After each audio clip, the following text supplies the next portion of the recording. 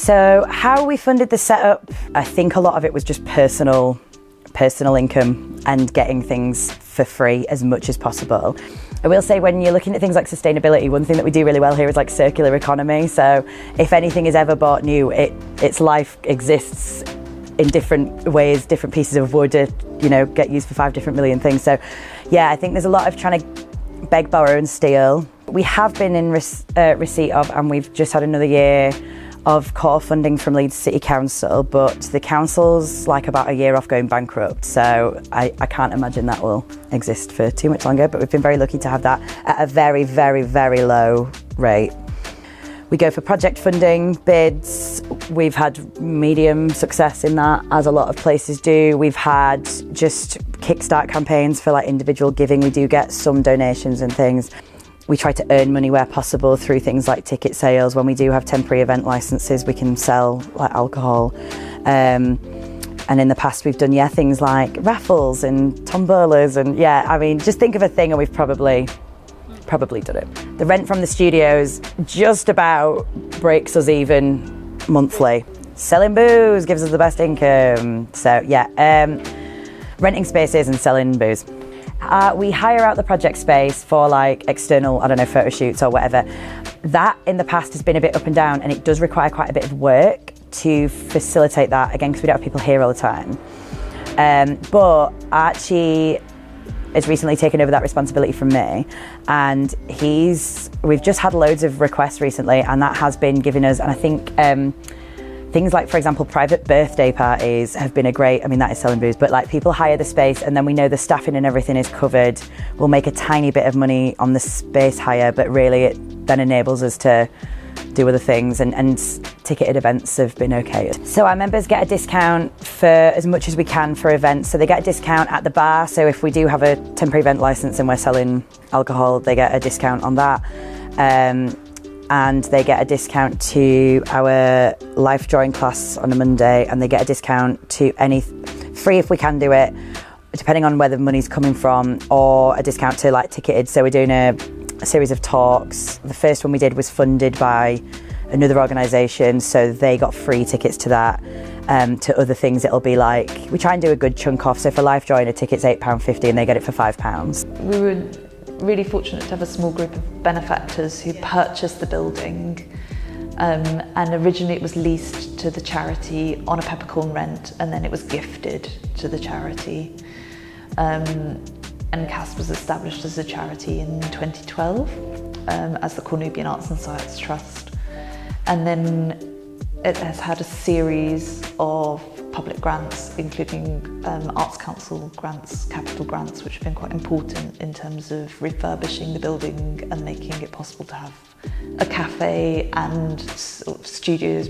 Different studios were added at different points in the life of the building. So we have studio rent incoming, and we also have 2 large studios in the building which we rent for things like academic seminars and events and workshops that are organised by other organisations. So that provides a sort of base level of income, and then we are grant funded on a project by project basis. So a lot of work goes into making applications for grants. Studio rental is the sort of solid, and the day hire, which is people doing events, and then it's a sort of curious one in that most of our public programme is completely free to the people who attend, but obviously that is how we raise grant funding. It's kind of a codependent situation. We wouldn't have the funding without it, but then we wouldn't need it because we wouldn't be doing the activity. Things like our public screening evenings, people pay, but actually what they do really is pay for dinner, which helps to fund our cafe, and that helps us to keep the building running. So there's a sort of circularity of income within the building, but it's not profit. Yeah. So most of the programme is free, so it's completely subsidised. Studio holders and staff get a cafe discount. Yeah, and that's about it really. The only thing that's really paid for is our evening screening programme, and as I said, it's food. And what we do is offer a lower price alternative ticket without the food, or sometimes a subsidised ticket. But really all of those tickets are subsidised in the first place anyway. I'm still learning. I'm still working out what the best way to do things is and figuring it out. So we have a cost basically to rent the studio space. So if you're an artist that wants to come and workshop, you can basically rent it for a price and then run the ticketing yourself, or we'll run the ticketing and do it that way. And then it's basically up to them how much money they want to make, because they set their ticket price and they, you know, decide how many people they want to teach it to and how much the materials are going to be. You know, they're working it out, and they just know this is how much it'll cost them to rent the space. But equally, I'm more than happy to I'm starting to look at the route of instead going to an artist and being like, what would be your fee to put on a workshop? And then seeing if we then do the ticketing and work out how much we can get from it and do it that way.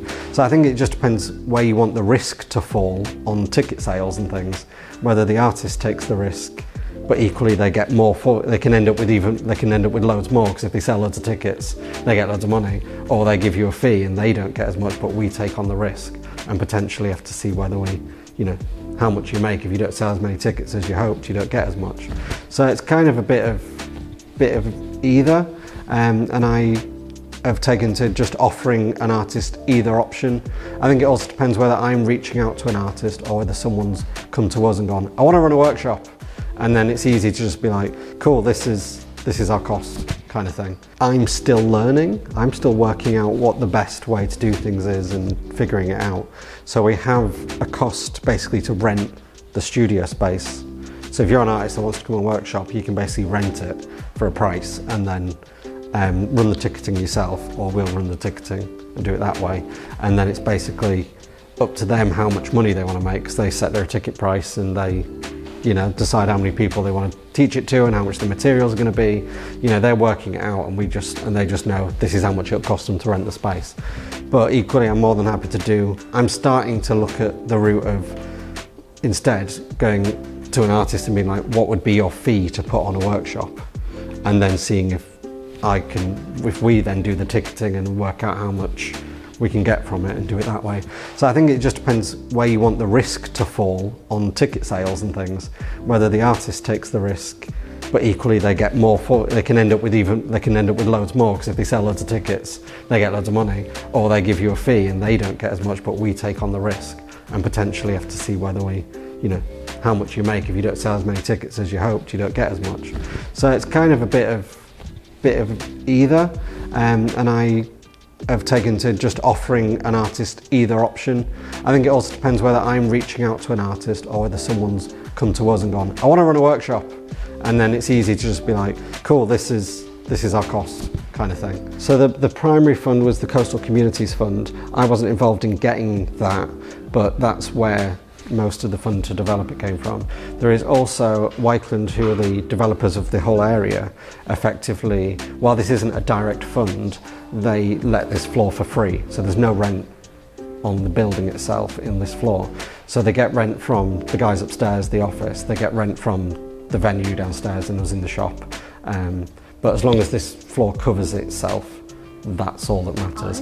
If it starts making some money and there's a bit of kickback, I think brilliant, but it's not a necessity, which means it's not a not-for-profit, but it's effectively a not-for-profit in that sense. Funnily enough, at the moment it's not, but we're getting there.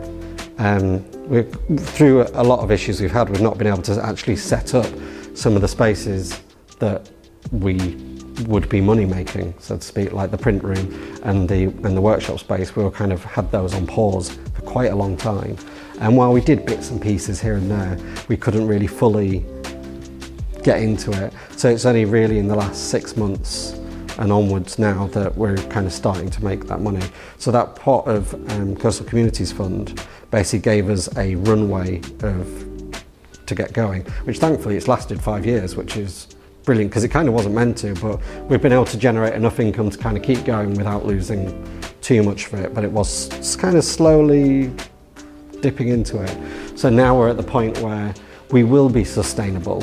We just have to get there. And we're not that far off, to be quite honest. we're very, very close to it. As soon as we get a few members into the studio and a few more workshops, we're pretty much there. So the individual studios themselves cover quite a large portion of it and keep that kind of side of it done. And then beyond that, workshops and print room and members will fill the gaps. At this point, we're still getting to the point of sustainability. So the studios are great, regular, you know the income's there, it's steady, whereas the potential is in more like the print room and the workshops, because if we could have a workshop every day, it would outstrip the studios by far. I mean, that's probably not going to happen because the demand for workshops, but it might get there eventually over time and over years as we develop and grow.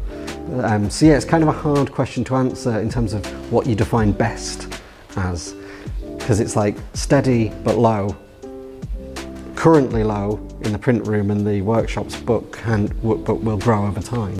The balance of cost and things comes in as well, because obviously if studios are cheap enough, there's a risk that people, and this is something I learned through speaking to other studios, people will just use it as storage basically, and they won't be bothered that they're not coming and using it, balanced against it being too expensive for people not to want it. Where do you find that balance?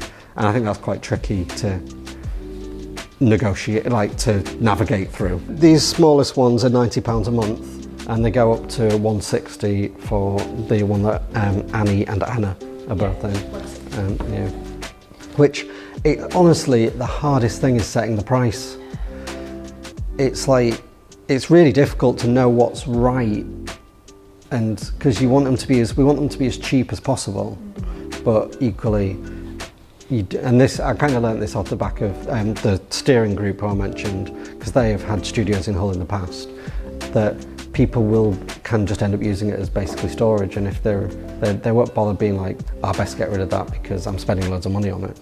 Every time someone comes around, we get people going, God, they're cheap, aren't they? And then we'll get literally the next day, oh, that's a bit expensive. And it's literally just because there are shit studios around the country which you can pay like £30 a month, £40 a month for, but they're in a leaky warehouse and it's cold. We've got cleaners that come around and it's nice.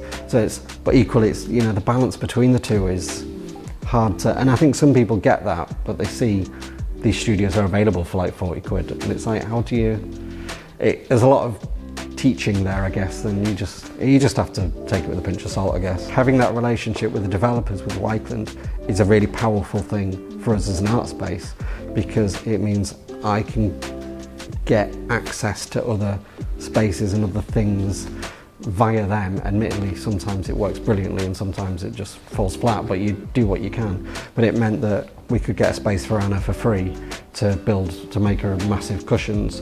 So it was just an empty unit that they had. But you reach out and it's like, yeah, we can do it. And you can get access to those kind of things. People who've got money are happy to pay for a class, are happy to pay for a course, happy to pay for an event, and all of those kind of I guess service ideas that we have, and ours are building all the time, and they love it when I say that 33% of their ticket price of their shop product or whatever goes back into our community value work. It makes them feel good, because not only have the book got a beautiful mosaic bird made by our volunteers, but I make sure with my finances that 33% then funds someone who can't afford a course, or a young person on our sewing class, things like that. So I've made my branding and communications very clear about that model.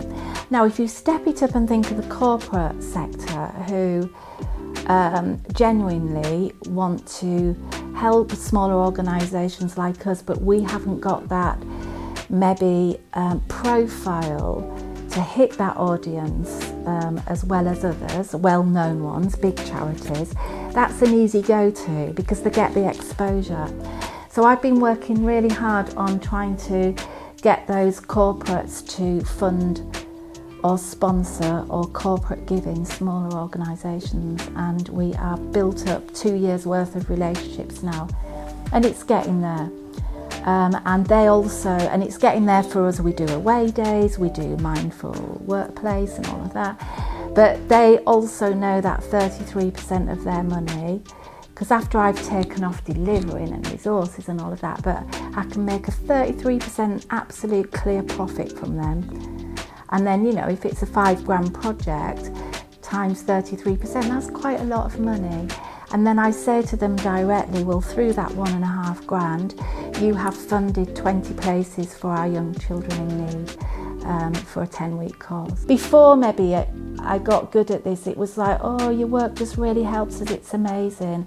And it actually doesn't matter whether it's an individual or a big corporate doing something with you, it's just really nice to give those statistics. And then actually what I will do, if it's a bigger amount of money, because you've got to think about how much capacity and time we've got, but if it's a bigger amount of money, then what I will do is do a very visual short report as well, and it'll have the photographs in and then kids' testimonials and parents' testimonials and things like that. So that big company, whether it be Apple or whoever, can then put that in their staff newsletter. So just do it really bite-sized. You know, some of those funding reports, oh my God, I fall asleep reading them. You know, like they're just dry, aren't they? And also, who's got time to read those? Maybe we need those for a different remit, right? But I've just kept everything so short these days. Just get to the point. Maybe we need to change the language as well. Because I always go, oh, money, funding. But somehow I think I'll still be saying that. So I think it's something about making your business realistic to what is out there. It's not like the government's got, you know, I don't know, magic wand to give us. I know it's optimism with the new government, and they are saying they'll put more money into the arts. But I think it's about us as business owners maybe changing that mindset of scarcity and looking at it in a different way, actually. Yeah, of course we need funding and money, but there's something in our sector that's unhealthy with the language and mindset. We had to raise an awful lot of money to renovate it. It was over £4 million to renovate the building, which was completed just over 10 years ago. And we have no external funding for the organisation, so it kind of run it slightly on a shoestring, and it's rents that pay for the running of the building. We can get, you know, obviously grant funding to do any sort of capital or, you know, any other sort of project funding, which is fine, but there's no revenue funding. And I have to say that when we were before we started doing this, the Arts Council, I think they're called relationship managers now, and I kind of looked enviously on all these other organisations that got lots of revenue funding, because once you've got your revenue funding, you can guaranteed staffing costs, and it makes it so much easier. And she actually she advised us not to apply for revenue funding, because it makes it much easier to get project funding, and without revenue funding, you know that you're independent of you know, if something happens to Arts Council funding, as happens to quite a few organisations recently, you'll be struggling if you lose all your revenue. So it's just rent basically we can survive on. That'd be a really important one for you to consider how it operates. So I think you need almost the first thing you do is figure out your business plan. There's an awful lot of organisations around here, and they come up with a very ambitious business plan, and we're going to have 40,000 people coming through spending sort of £50 a head in the cafe. Doesn't work that way. It takes a long time to build those revenue streams up. I mean, the income from the building is rental. This space actually does provide a reasonable income now, but it took quite a while to build that up, and it's only a small part of the whole building. It is a good income stream. It's a lot of work, but most importantly, it gets the public into the building, into part of the building. Until we're turning people away, we've just kept the same rent as we started charging in 2012 when we first opened. That's the kind of community rate. If we have like a private event or a party, we've had a few weddings in here, and you charge a lot more because you tell them it's kind of cross-subsidising the public programme, and that kind of works. But we don't get a huge number of them. I mean, they're massively intrusive and take a lot of work. So studio rent, it's based on studio size, so it's done on square footage of the studios on a sliding scale. So the bigger the studio, the higher the rent. It's flat rate across all the spaces. So. No, it's run on a real shoestring. So if someone is actually, they do run into financial problems, they might be ill or what have you. You know, there is a mechanism to have a conversation, but basically, you know, it's such tight margins that what would end up, if you have a model like that, all that happens is that other artists are subsidising that artist, and that doesn't, you know, it doesn't feel quite right. So I think it's only happened on one or two times that we've had people who've struggled, and luckily it's all sorted itself out. But it is it's a tricky one, because artists, you know, income cycles is you know, they do tend to be a little bit variable. Yeah. We've just taken over an organisation called Creative Workspace Network, which was quite young anyway, and so we're working with the Arts Council on that. One of the projects that we've just coming out of, which has led this, was a 5-year, it ended up being 5 years because of COVID, but it was a sector support organisation grant, which for a while ran alongside the NPO's National Portfolio Organisation. That was called Guild, and I'll get your programme, which supported 25 artist-led arts organisations over 4 years to look at how they develop and how they develop capital projects or work in the community and stuff. So, and that was really important for us because we do so much of that sort of networking and sharing of knowledge. It's often having the capacity then to share the knowledge afterwards if you're not set up to do that as an organisation. So as large funding organisation like the Arts Council or others, there's a whole wing that will take care of that, but it's a bit harder to do that, and getting the word out there about what's going on is quite hard. In the past we've had very grand plans that we would become financially sustainable without the Arts Council. At the moment, today, that doesn't look like something that would be very possible. It's something that we still have as an ambition, but how we do that is another thing altogether. We are an NPO organisation. We currently get just under 360,000 a year from the Arts Council because we got the SSO, which ran alongside the NPO, and then we combined the two. We rent studios to artists, and again, that's under pressure. The only time studios have gone up is when someone moves out and someone else moves in, and we're going to have to look at that. And you don't think it's much, but 5% over 8 years is something suddenly tots up. The other spaces we run in other buildings probably break even, don't bring in a terrible amount of money. There's often a misconception because we're well off in terms of assets, that we somehow have a lot of money, but there isn't a lot of money. And the reality is that we're currently contracting in terms of staff and the provision that we can make across what we used to be able to deliver in terms of programmes of work and stuff. It's just the reality. Rising costs have really affected that. When you run a lot of buildings, rising costs really hit you. And we fundraise, so we're doing a lot of fundraising at the moment.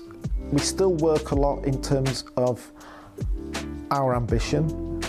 We're still ambitious about what we want to do as an organisation, and so we work on the partnerships that we have. But in terms of the other side of it, it's also helping other people to work sustainably is a big thing. And I think our learning that we have is really quite varied, and it's really important. I think that we're able to share what we do so other people don't make some of the mistakes we've probably made.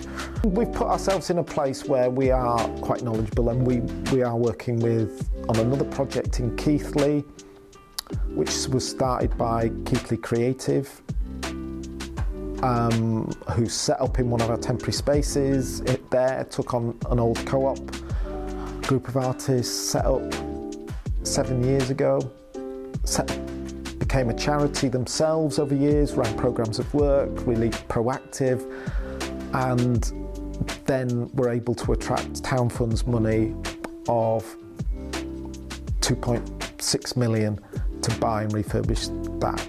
And then we were asked in to see if we could get that project over the line. We've now worked on it another 18 months, and we have just got it over the line. In terms of the bureaucracy in it was incredible, and over that time building materials have gone up by 70%. So, but we've managed to raise another 1.2 million through community ownership funds. Why is that important? Those projects, because they're money that's not for art, and that is what is so important. There isn't money at the same level for art that there was perhaps when we opened Patrick Studios in 2000, but there is a lot of money, and considering the project's now raised 3.75 million to do this, says that there is money out there. But it comes from other 250 grand of that is arts money, 3.5 million's not. And we pick up everything involved, so we pay all the rates, so we manage the rates of one whole thing. We were just looking at how we would deal with that again, because we were trying to cut that down as well, even though we only pay 20% of it. And it doesn't look worth it because of the amount of hassle that trying to get people in and out. Every studio holder would have to come in, take up the rates, wouldn't have to pay any rates because it's too small, but yeah, you're still stuck with the bureaucratic. And for them, that's also another liability for them. It just makes it difficult, and you end up supporting them to do that. I'm just, no, pay us your whack and we take care of everything. And so a studio, they don't pay anything but that fee. Taking on temporary spaces was the best income stream we had for a long time, because of the way it was structured, that the landlords were asked to give a donation, which then really did bring in a substantial amount of money. But that's all changed as well with re-ratings across the country. It's funding. Funding's brought in the best income. Or we're now looking at what other areas we can go into. I'm really interested in sort of higher end workspaces, so looking at designers, architects, that sort of end. It's more the serviced office without the service. A co-working space is one, but I mean, for us in Leeds, the bottom's dropped out of that, because it's not just that it's bottomed out. It's not dropped out of it, but there's so much. Always really interested in a bakery, always interested in the food offer, but again, if I'd probably talk to food people running that, how much money would you? Probably not. It's like, where's the offer that really potentially brings you in the income? And what is income? Social income? Invaluable. The only thing we kind of offer, and our biggest, and again we haven't really sweated the asset a lot talking about income and where it comes in from, is from letting our space, our assets. It's probably that's where we realise that that's one of our biggest assets is the space we have. A project space, a large project space in this building, 2 small project spaces in the other one on the ground floor over there, and then we tier that is in 3 tiers. So for studio holders it's either cheap or free, and then for creatives coming in or the sector there's a mid-range, and then for commercial there's a much higher range. If we could do weddings every week, I think we would do weddings every week. But do we want to do weddings every week? No. But for commercial hires, that's where the money's made. Filming,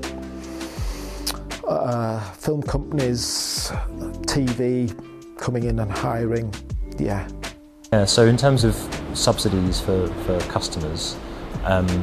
At the moment we have an ALP discount, so an accelerated learning package. So anyone who's on a course with us, no matter what type of course it is, if they sign up for a membership before the end of their course, they get £100 off the first month. So it makes just a way of like lowering that barrier to entry. We could be looking into exploring perhaps student discounts in future, but we don't currently have anything else available. So when we first started in Digbeth in 2012, it was self-funded, and it was 8 of us just paying for the space to have studios. But then it quickly kind of evolved into, okay, it's a big space, we want to show our work as well, so we separated studios from the gallery.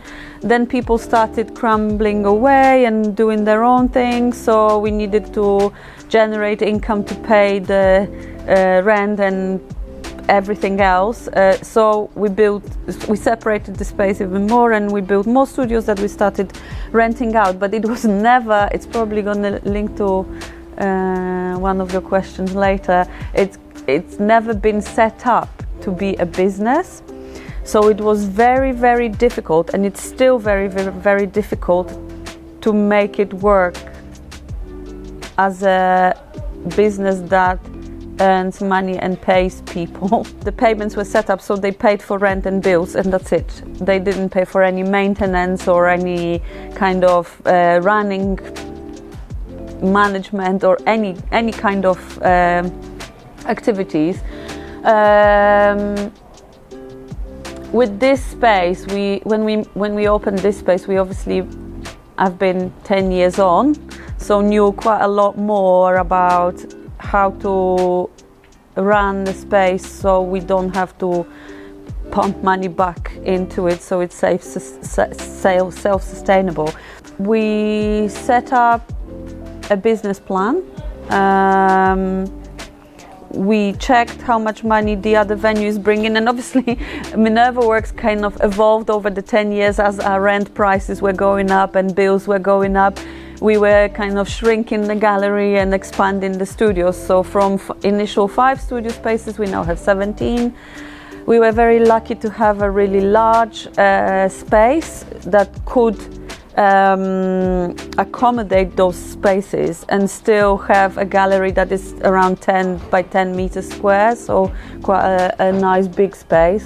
We are mainly self-funded. We don't have any core funding from anywhere at the moment, and our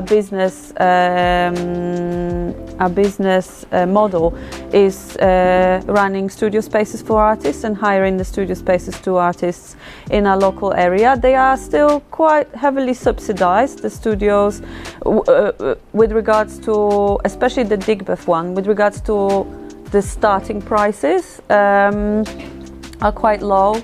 This side, you have also a variety of spaces. You have individual spaces and shared spaces, and they vary in prices to accommodate really any budget, from very early on career artist, graduate, to a more established person who's professionally maybe earning by producing work. We are also fundraising constantly, so Anna and I are spending quite a lot of our time writing bids and applications and talking to funders, which is probably not as exciting, and both of us coming from practicing artist background where we want to work with people and set up programs and do exhibitions and, you know, provide opportunities. You have to spend probably, I would say, 80% of your time writing applications and sending them out and talking to people about what you want to do and convincing them that it's going to be great. And also being new moms, I suppose, it also outlook. I think we both had babies in 2019, 3 weeks apart from each other. Anna had twins, I had one. Since having babies, our outlook on what we're doing really changed, and what we actually could physically do has changed. Then we had pandemic, as a lot of spaces suffered. I think that time really allowed us to refocus and reshape and rethink about what we want to do. We were really appreciative of the Arts Council recovery grants that we received in that time that enabled us to work through the pandemic, to still support the program and the artists that we had planned for, but in a different way.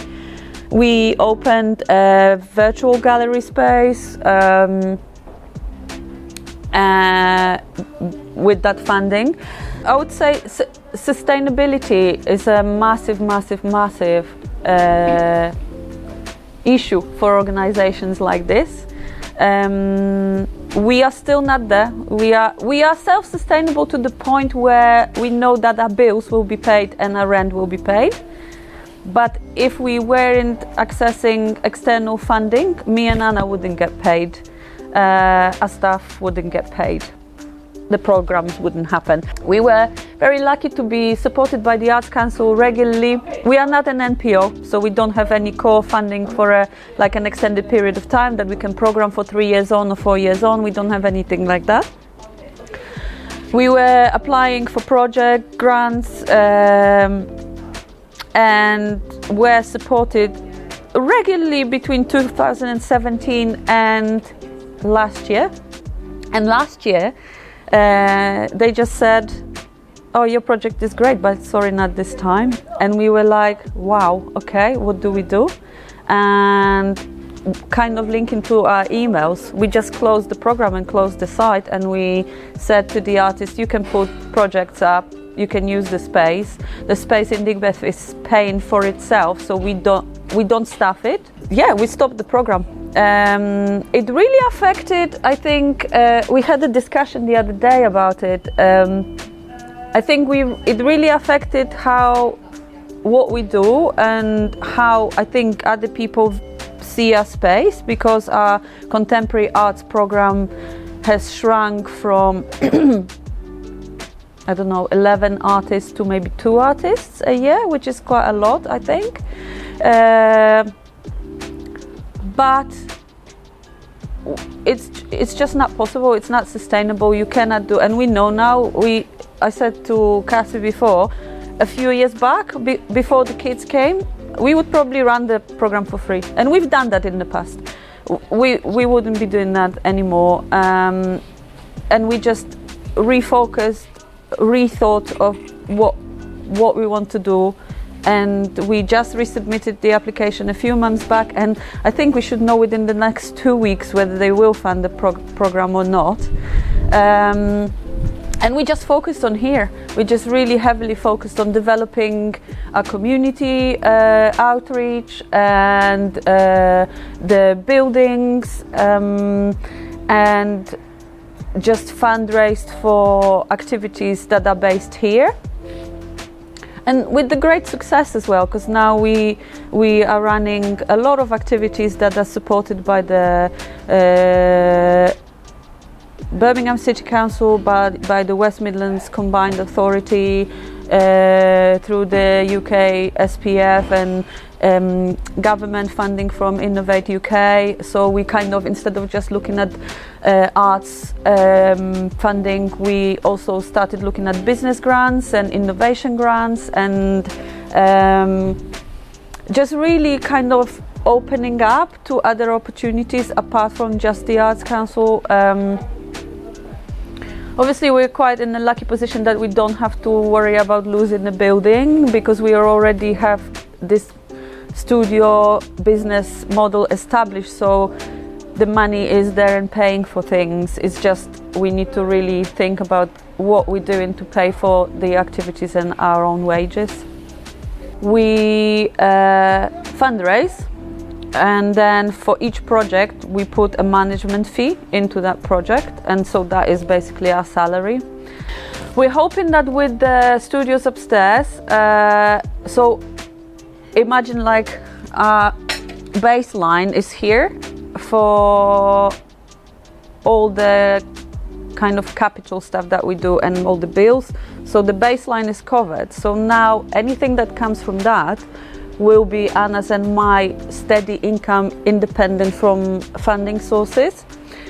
So that will give us a lot of stability then, and whatever that money will be, we will be able to say, okay, each month we will have this much, so we can work for that, instead of kind of constantly thinking, okay, this project gave us 10 hours, this project gave us 50 hours. It's very taxing to work like this.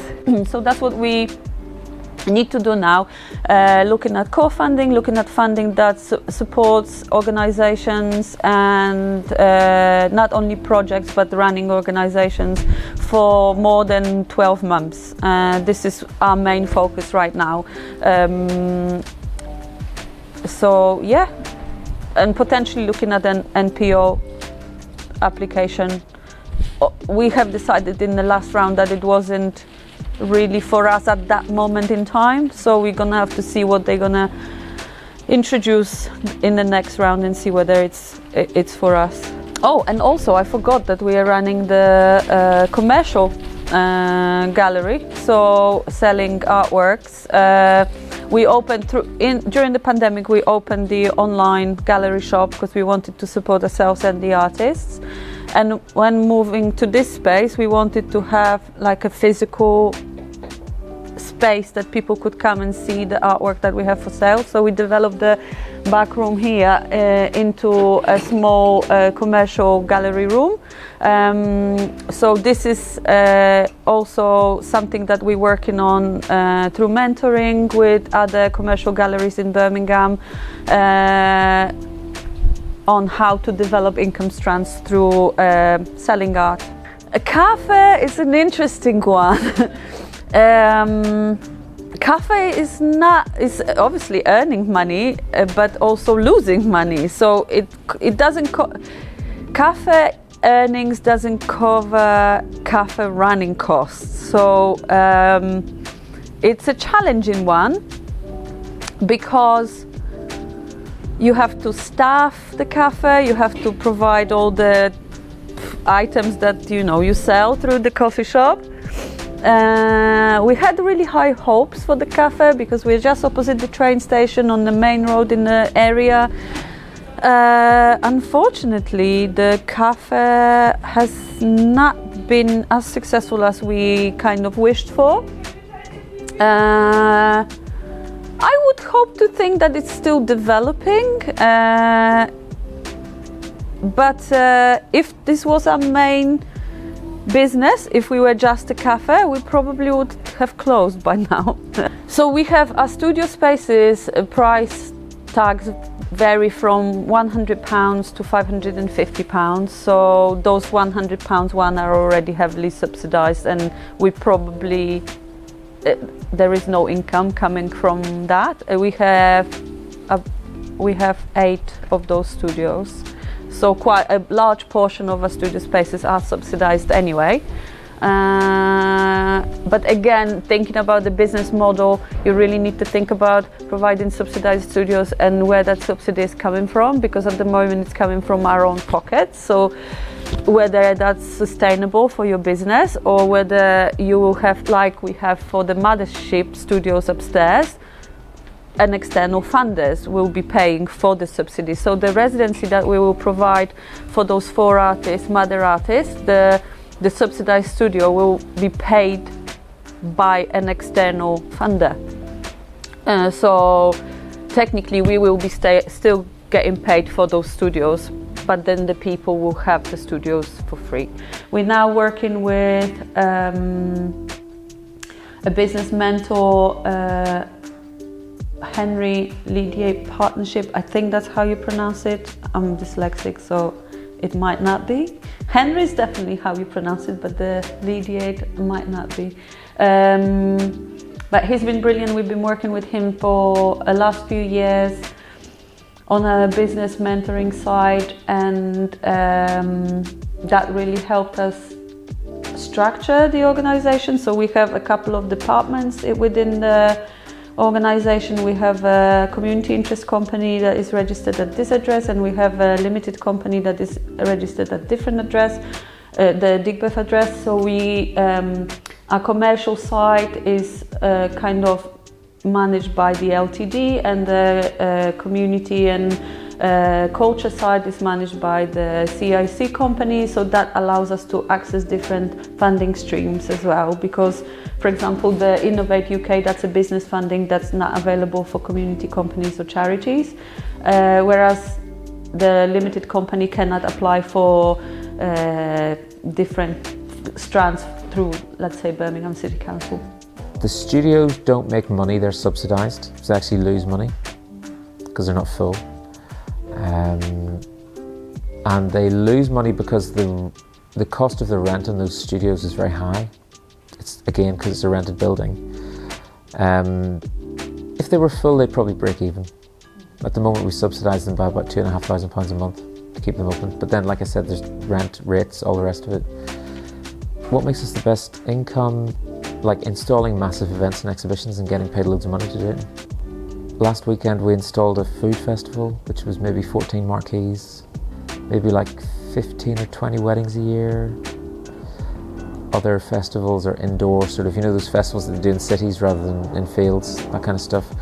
I want to make sure that whatever I'm doing is done in a way which is, people can trust that it's going to be there in the future.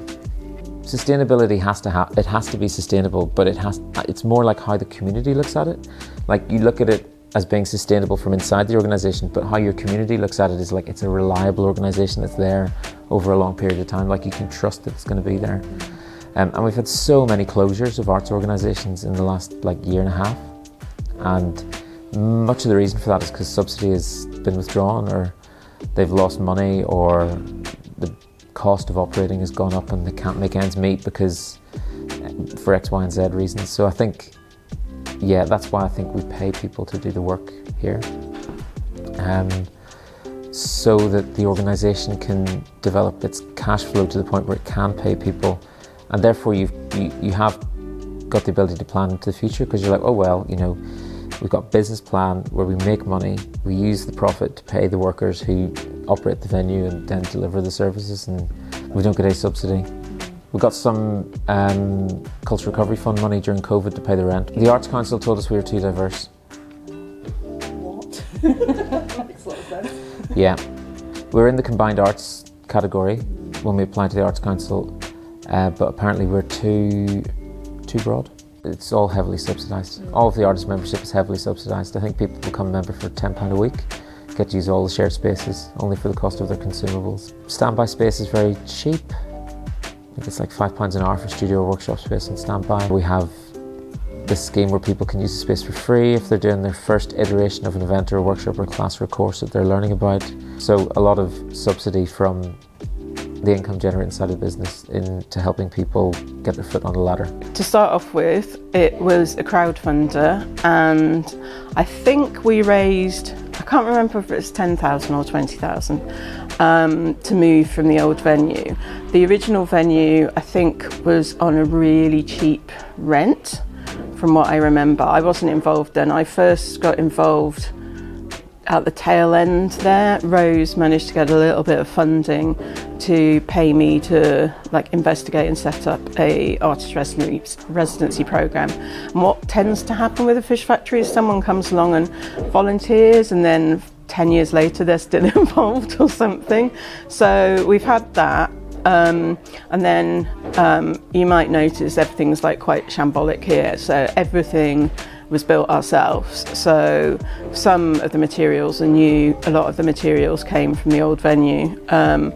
And then we tried to avoid getting external funding. It was really something that we didn't want. We didn't want to be reliant on external funding. But then when COVID hit, we got some money from the Arts Council. I think it was a rescue fund. So we got that. We got furlough payments for staff. One of how we fund things and how we survive is that we don't have any full-time members of staff. I think I work 2 days a week. That's the most anyone works 2 days a week. So we've got a couple of people that work a day a week. So I think probably in total we might have the equivalent of 2 full-time members of staff. We did recently get a grant of, I think it was about 50,000 from the Levelling Up programme, which was amazing. But it's so tightly ring-fenced what we can spend that on. So that actually gave us the equivalent of 1 full-time member of staff, but that's split over 3 different people. And then it was geared towards improving kitchen facilities, things like tables, chairs, workshop facilities and things like that. So it can't pay our rent or our bills, which is what we struggle with. So we've done crowdfunders, we've done raffles. Our book sale that we did the other week, we made £500. Gigs, sometimes we've had local bands that really value us, that have done benefit gigs for us and things like that, but over the last few years it's been a real struggle, and this year in particular gallery bookings have been really down. Normally by February I've got the gallery booked for the whole year, and now I've had months with no bookings.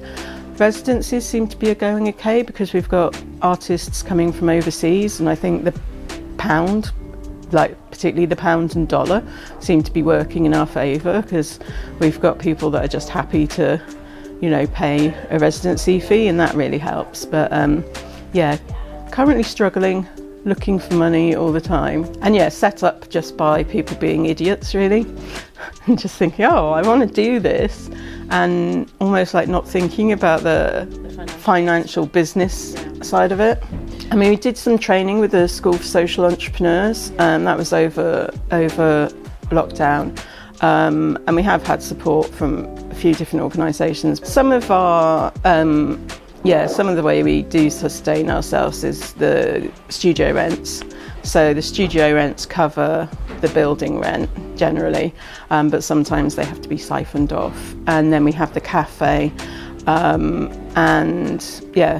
exhibition bookings, events bookings. Events bookings have really been making the most income for us recently.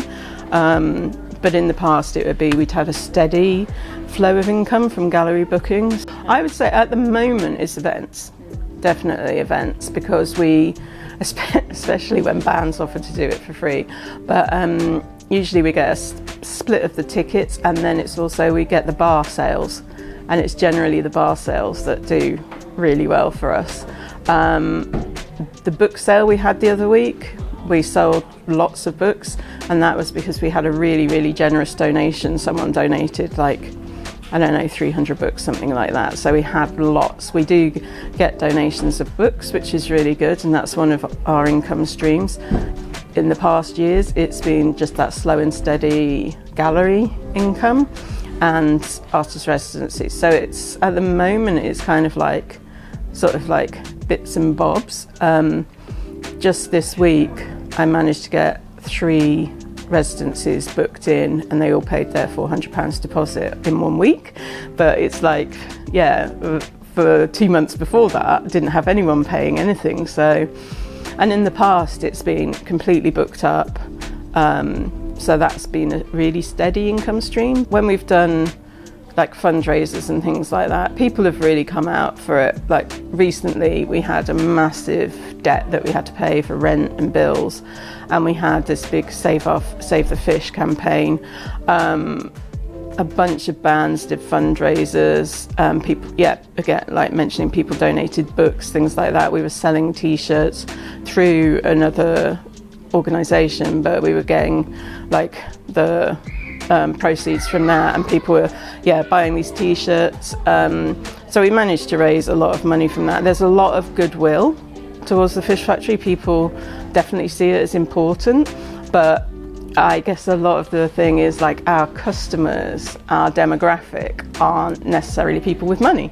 So when people have exhibitions, we take a 30% commission on sales, but we don't expect people to do sort of selling exhibitions. So quite often we'll have exhibitions where we don't make any money, and we've done a few fundraisers where we've not taken commission at all, like fundraising exhibitions where we've not taken commission at all. So we have one for, the current one is a fundraiser for a animal organisation, animal protection thing. I'll have to check with, I can never quite remember the best way to describe it. But yeah, so, and I think things like just being able to give out the free food, like people, I've seen on Facebook that people have said, oh, I've got stuff to donate, and people have like, oh, the fish factory, give it to the fish factory. And that's just, people have kind of come to expect us to have things like that. We don't have to pay business rates, but our landlord, we don't get any rent support. So the good thing is we don't have to pay business rates, because originally we were being billed for business rates because of the square footage, and we were able to sort of go, hey, no. But yeah, we don't get any rent support or bill support. So we did have some levelling up funding, which is finished now. We got some postcode local funding, which is unrestricted, just a small amount. Yeah, we did apply to the community ownership fund. Yeah. And that had just been assessed and was going to due diligence. But then the election was called, so I've got no idea what's happened with that. On a day-to-day basis, we have commission on art sales. We take 33 1/3% to keep the gallery going. Then we also have a cafe, so teas, coffees, and cakes and food. And then we have events. We have given free studios and free exhibitions before, and we have a pay it forward scheme with the cafe, so that the rest of we print our own money, like a voucher, so that people can always have a free drink if there's a voucher available.